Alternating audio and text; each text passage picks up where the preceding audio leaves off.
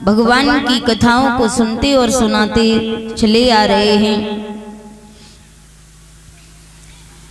इस अमृत रूपी वर्षा में हम सब स्नान करते हुए चले आ रहे हैं। महाराज, इस चंचल मन को हम जितना भगवान के दरबार में जितना हो सके उतना लगाएं, क्योंकि सबसे बड़ा व्यक्ति दुनिया में कौन सा है? सबसे बड़ा व्यक्ति वो नहीं जिसका अच्छा मकान है, अच्छा जिसके पास पैसा है। सबसे बड़ा व्यक्ति वही है जिसने अपने मन को, जिसने अपनी इंद्रियों को गलत जगह से जाने से रोक लिया हो, भगवान की भक्ति में लगा लिया हो, प्रभु के चरणों में लगा लिया हो, वो सबसे बड़ा व्यक्ति है इस दुनिया का। तो हम सभी भगवान की कथाओं को सुनते सुनाते चले आ रहे हैं। जब हम और आप माँ के गर्भ में थे, जब जीव ये माँ के गर्भ में होता है, तो भगवान से कहता है प्रभु हमें बाहर निकाल लो।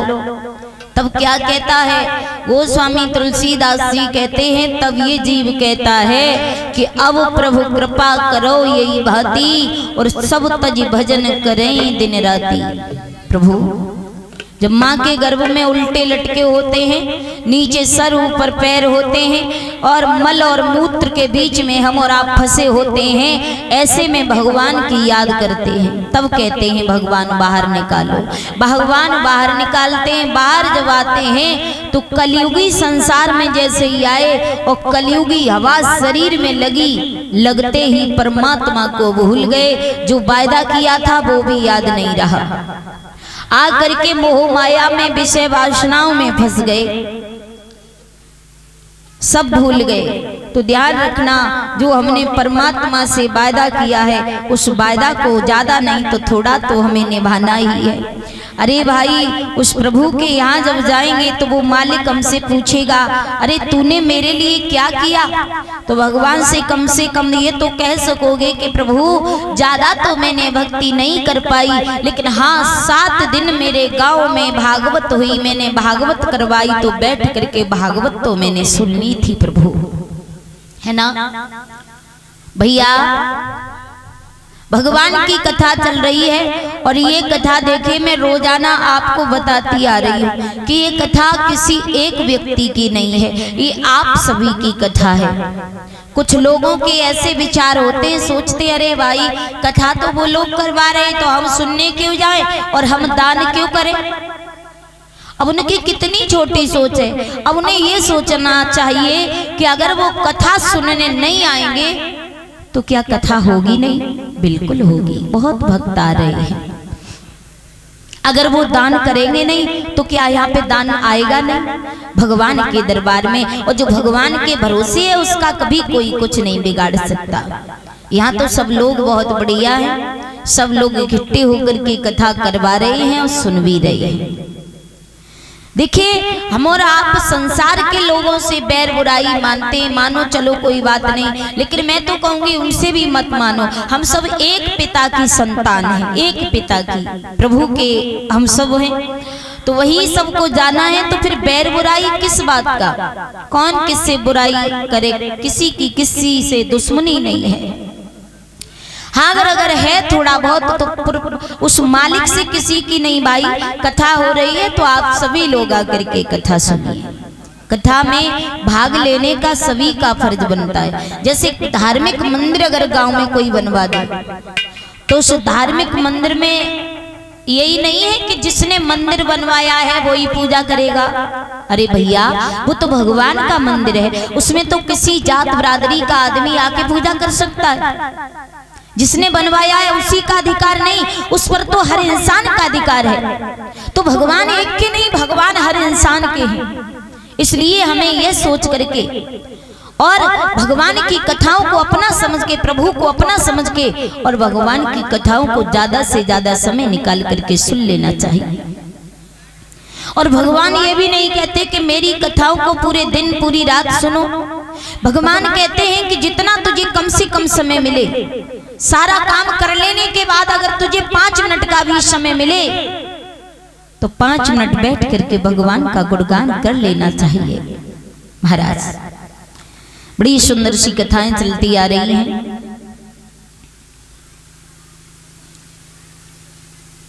महाराज बड़े सुंदर हम और आप कर्म करते हैं और कर्म का ही फल परमात्मा हमें देता है ना।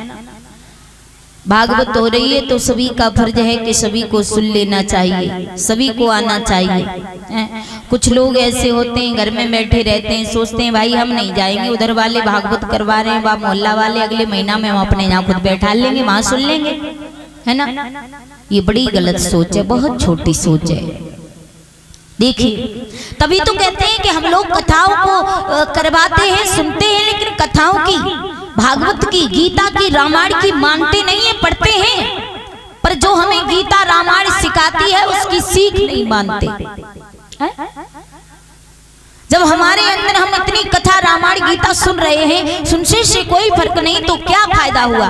भागवत सुनने से अगर व्यक्ति के भाव न बदल पाए, विचार न बदल पाए, तो फिर भागवत सुनना व्यर्थ है। क्या फायदा भागवत सुनने से।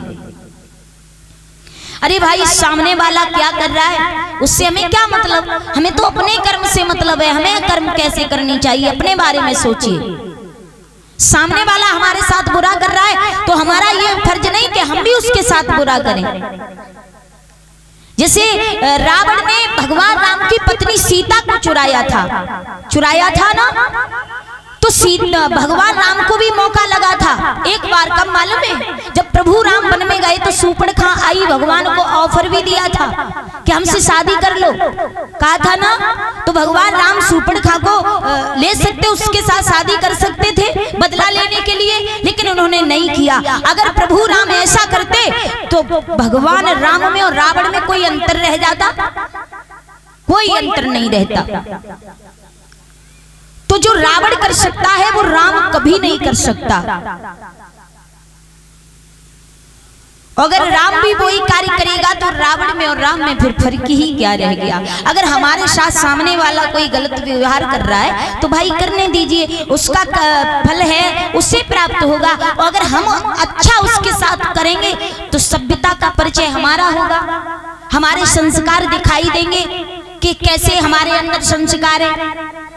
तो सामने वाला अगर बुरा कर रहा है या फिर हमारे बारे में कुछ कह रहा है, क्या फर्क पड़ता है ना। तो भगवान की ये कथाएं हैं, यहाँ पर किसी की कोई लड़ाई झगड़ा नहीं, कोई दुश्मनी नहीं है। एक पिता की संतान है, एक जगह से आए, एक जगह पर ही जाना है, इसलिए किसी से बैर बुराई नहीं है। भगवान की कथाएं हैं, आइए सब लोग श्रवण करें और अपने जीवन को धन्य बनाएं।